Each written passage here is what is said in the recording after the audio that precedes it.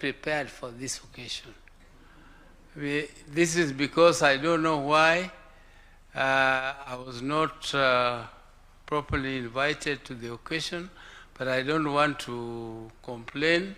I think it is because my brother is not there.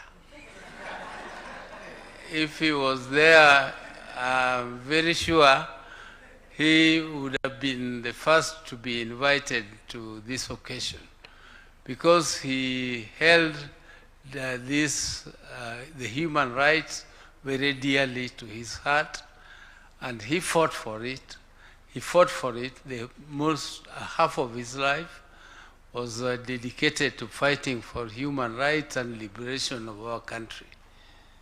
And I am from a family of Jaramogi Oginga Odinga, the first Vice President of Kenya, who also fought for the independence of this country and kept on, though he became Vice President, but only for a very short stint. He enjoyed that, but he then went into the opposition. I came from abroad and found him already deeply in the opposition. And from that time, that was in the late, in the early 70s, from 1970. I lived the life of demonstration. Junet says he started in 2002. We started from 1970. So the struggle has been long. It has taken very many years for Kenyans to change constitution, and now we have a new constitution, which is a very, very progressive constitution. It is the most progressive constitution, I think, in the Eastern and Western Africa. And this constitution gives provision, specific provision for human rights. And I'm very, very happy that the President, His Excellency, the President and my brother were working very closely on the issues of human rights. When we joined the President in this broad-based arrangement, one of the issues which was of concern to my brother was the issue of human rights. In our 10-point agenda, human rights takes precedence over all the other issues which we put forward. And I'm very happy, Your Excellency, that today at least this matter is being, at least we have started to conclude this very, very dear issue of human rights. And by calling it compensation, but it is not compensation. You cannot compensate a human life. Human life cannot be compensated, but what we are compensating, what we are doing is saying sorry to the families who lost their loved ones by giving them a token so that they can feel recognized that at least they contributed to the progress we are enjoying today.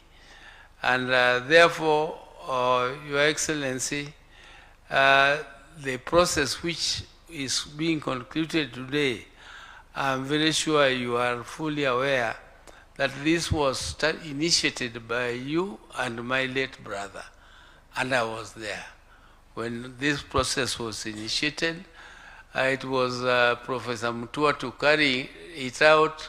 You know, us politicians, sometimes we like shortcuts, but the court told us, no, it is not Professor Mutua to implement it. You go slow, it is the Human Rights Commission which should implement it, and the guidance of the court was taken, and the courts and the human rights are doing a good job. They have started to do what is actually symbolic in this process, and we appreciate them very much. I did not listen to their report fully, so I cannot comment on what they said, but Your Excellency, I appreciate the process itself, and I hope very soon they will start to touch the soul of those who are to be compensated, those who are to not compensated, those who are to be recognized and given some token.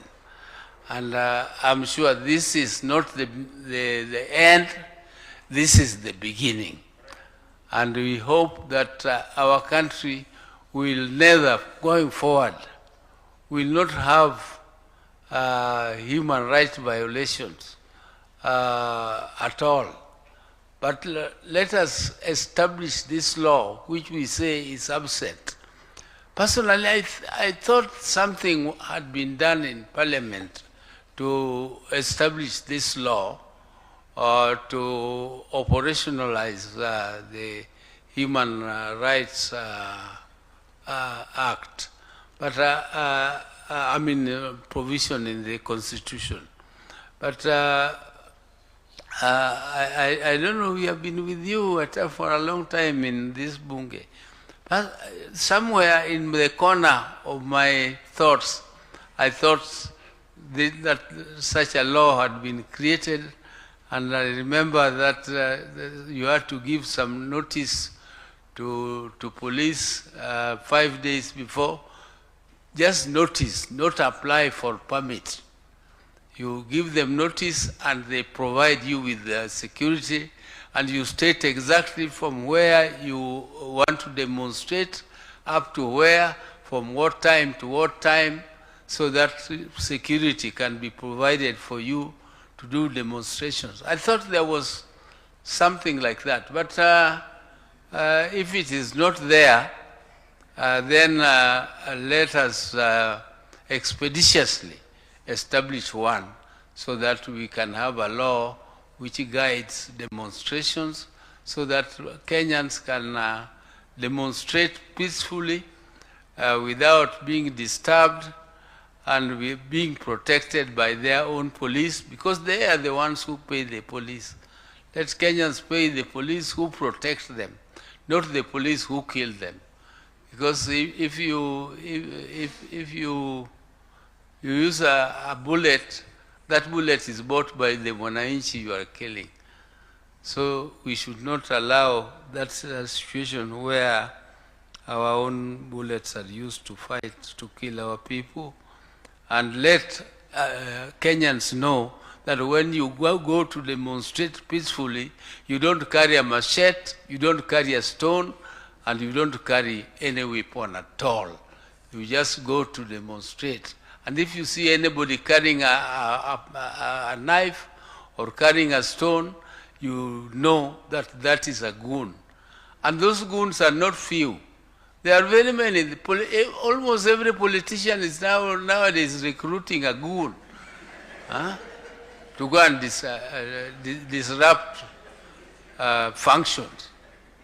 I think that's the nature of goonism, where you have goons who are for hire by everybody. They are hired by both sides. This one hires them today, tomorrow you go and hire them and you pay them and they come, and that's nature of goonism. We as leaders should take care. We must make sure that that culture is stopped completely from our country. This culture of goonism must go.